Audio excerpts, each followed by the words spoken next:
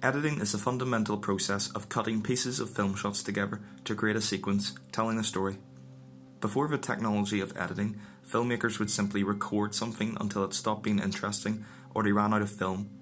Early Lumiere brother projects like Workers Leaving the Factory and Arrival of a Train, both 1895, are examples of this. However, with the introduction of editing, filmmakers were able to link pieces of seemingly unrelated film reels together to tell a story. For example, Life of an American Fireman joined together stock footage and a burning house reenactment. Unrelated sequences at two locations at different times and locations, yet when cut together it was able to tell a story. With the idea of editing came new ways of thinking about film and the first film scholars.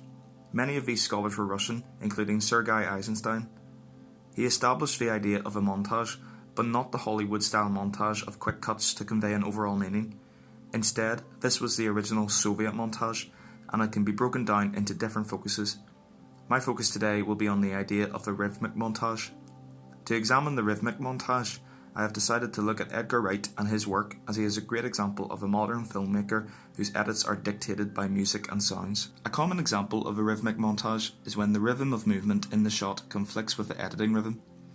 Dansker writes, "Rhythmic montage refers to continuity arising from the visual pattern within the shots. Cuts are matched to music, sound effects, or actions on screen." Edgar Wright's most clear example of this is his movie Baby Driver. The movie was written around the soundtrack, so everything in the film is influenced and advanced through the music. The editing pace is set by whatever song is playing, and actions are in sync with the music. Take the opening scene for example.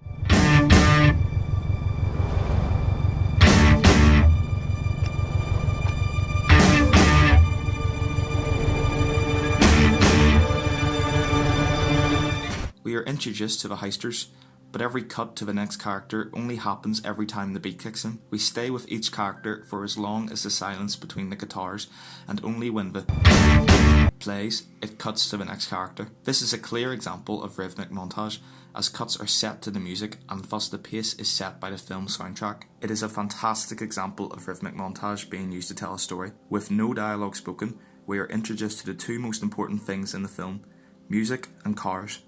It offers characterization for Baby, as it differs him from the heisters, as he is dressed differently to them and uses music to distract himself from the robbery taking place. We can see another rhythmic montage in this sequence as the sirens in the bank go off. Bell bottoms!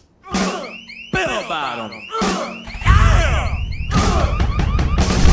Every cut falls in line perfectly with a repeated line, bell bottom, in the song playing. The punctuality of the shots is set by the music. Of course, it's not just Baby Driver we can see the rhythmic montage in, but it is clearly the most obvious compared to Wright's other work. In Shaun of the Dead, the drudgery of everyday life is highlighted by the slow-paced music in the opening, and this, in turn, sets the pace of the editing.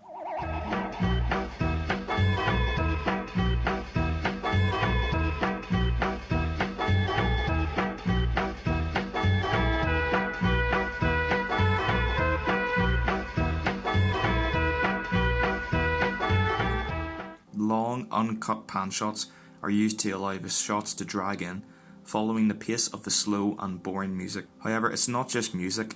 Wright uses sound effects extremely effectively and sometimes subtly to set the editing pace.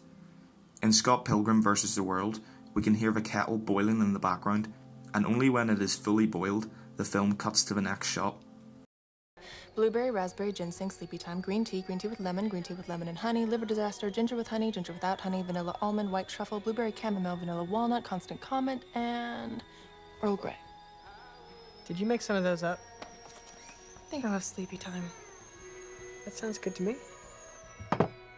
In the Battle of Sanford sequence in Hot Fuzz, the build-up is slow-paced to build suspense for the upcoming shootout, and it mirrors the slow-paced western bell chime music.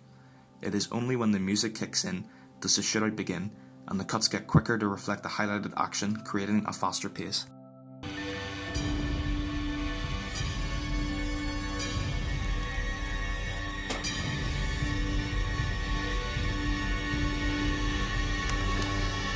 Morning. Of course, Wright isn't the first director to use music and rhythmic montage as a suspenseful build-up. Perhaps the most famous example of a rhythmic montage is the shootout scene in The Good, the Bad and the Ugly. The Battle of Sanford sequence in Hot Fuzz can be seen to be influenced by The Good, the Bad and the Ugly. Both scenes are Western-style standoffs. Ennio Morricone's incredible suspenseful score sets the pace of the slow build-up, with each cut punctuated with the beats of the score. As the music gets faster and louder, the cuts become faster and faster until the eventual shootout.